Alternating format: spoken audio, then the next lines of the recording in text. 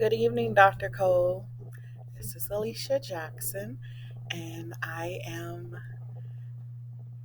here to discuss and summarize my lesson plan, my overall time with the pre K students, and how my second observation went in the classroom setting. Initially, when I started to think about what I wanted to work with my pre K students with, I thought about something fun and engaging, and then I also touched base with Miss Johnson to see what lessons and what topics they had already discussed.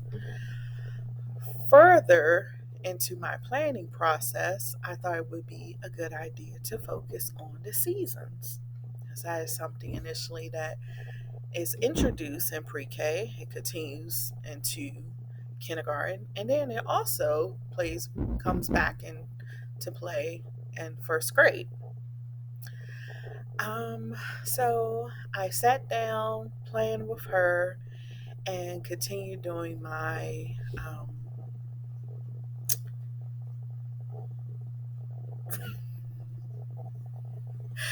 I don't know why my brain just went blank, but just continued to come into the classroom and working with the scholars. Um, so I played my lesson. My lesson plan is there. I went through and I wanted to provide some differentiation. So in the video, you will see a Google Slides presentation, even though we did have some technical difficulties. And then you will see some objects in which I presented them with two options. First, I presented the picture of the season, and then I was like, oh, so here's the season of, and then they were able to look at it and see that the leaves and say fall. And then I presented them with some apple cider and a Easter bunny, a chocolate Easter bunny. I didn't plan for how I planned for the responses that they would give to match what I was looking for, but I should have really taken into consideration the responses outside of what I was looking for. Like, case in point, when I held up the Easter bunny, they were like, chocolate. I love chocolate. But working with them has been so rewarding. It has been quite a learning experience because I've never worked with that age range. I've always just worked with, well, I have worked with kindergarten students, but that was many, many years ago. So, and of course, things have changed significantly since that year or since that time. But overall, even after the lesson and even when Miss Johnson was recording it, it's always nice to get feedback from her. Like, one thing I appreciate about Miss Johnson is that she's such a seasoned teacher, and she's very knowledgeable about the pre-K curriculum, and just she's very informative. She's very aware of her students, and it has really been truly a joy to work with her. I don't even know why I'm getting emotional, because it's a learning experience, but it's a growing experience. And this is something that I want to do, for the rest of my career. And just having someone like her who has been so supportive and has given me such phenomenal feedback, and just things that I can improve upon, things, my highs, um, and not even looking at it as lows, but just things I should focus on in the future, or things that I could take away or incorporate in my own classroom. Um, what was I saying? I feel like I'm jumping, but overall, I have enjoyed my time with pre-K, and just it's nice to build that rapport with them. And even when they see me before I come to the classroom, they're like, "Hey, Miss Jackson," when they come in the morning, and or when I'm walking inside the building. It's just nice to have that teacher student relationship, and just they know you and you know them, and it has just been so rewarding. Just thinking about the NTAS principles, I always want to motivate all of my scholars because I my philosophy is that every child deserves an education, every child deserves a quality education, and I meet them where they are. And I provide that differentiated instruction because, of course, we all know that no child learns the same.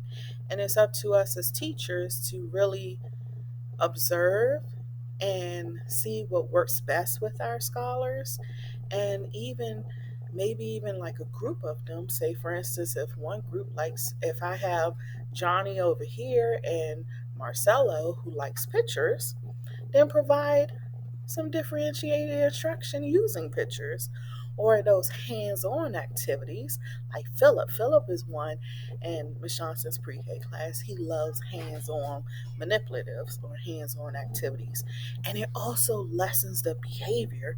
One thing I did notice just before I did a lesson, just observing Miss Johnson overall, um,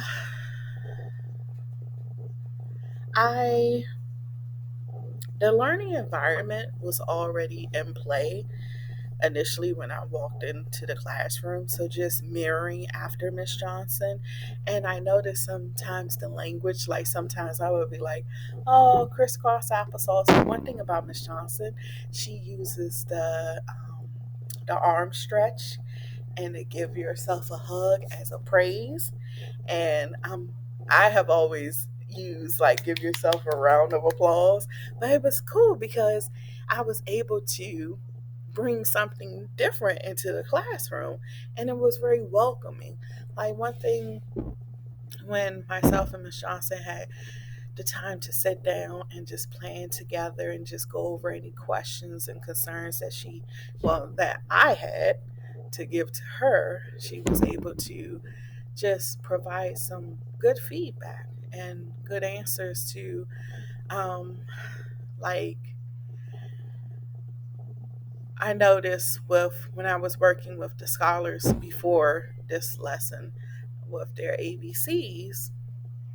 Wow, I went to her and I told her, well, I feel like I'm giving Philip too many letters to work with at one time because I noticed that he's getting distracted or he's shutting down. And she welcomed that feedback, and she gave me some suggestions, and we even decided to take it down to two letters. One thing that she did, one thing, oh, I know I'm going from jumping, but one thing she did say about my observations, she loved the fact how I use my hands. And I told her, I don't even realize that I'm using my hands. Like when I'm doing like this, I notice when I am giving, well, not necessarily giving them the answer, but saying, okay, like for the picture of winter, majority of them say snow because they saying what they see. But then once I said, well, when do you see snow? Do you see it during the fall? Do you see it during the summer? And Reagan, she was like, no, winter. So after that, Ms. Johnson and I decided that we're going to continue working with them with the seasons, and she wants me to do a follow up lesson. So that's good. I was a little nervous, but yeah, I don't know. I'm an overthinker, so even right now I'm overthinking, and I want to touch on everything, but I just the lesson was it was a good lesson. And even though we had some technical difficulties, the children were just being their natural selves. It still flowed. It still was great. And even you would hear Miss Johnson in the background when she caught herself, but she was almost about to. And I welcome that, because one thing I've always felt like since I entered her classroom is I am a part of the team. And I'm very blessed and very fortunate to have had, well, because still, but to have her as my, or to have her classroom as my student teaching experience.